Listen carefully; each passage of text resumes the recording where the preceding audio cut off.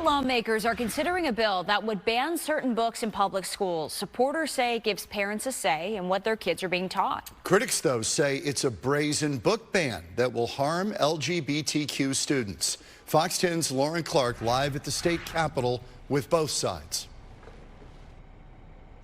Well, that bill is currently at the House, which is reading it now. Proponents of the bill say this gives parents more rights in their child's education, while opponents claim if you read between the lines, it's very dangerous.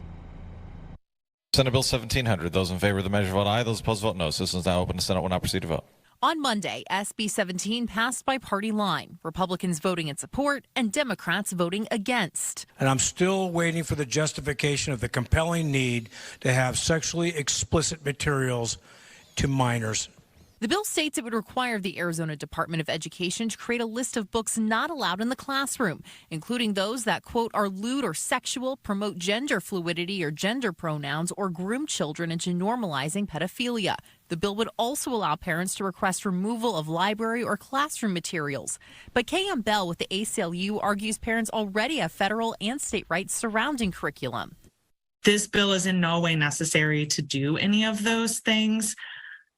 What it does do is create a chilling effect on the part of school administrators as well, and a climate of fear among teachers and administrators who are afraid to support LGBT students. This bill literally gives parents the ability to have a say in what their children read. Senator Justine Wadsack, a Republican from Tucson, introduced to the bill. And I find it very disturbing that my counterparts on the other side of the aisle continue to make excuses after excuses, as does the public, for these books that are found in our children's schools. Words met with sharp criticism from Democrats who expressed concern with what would be labeled inappropriate and why.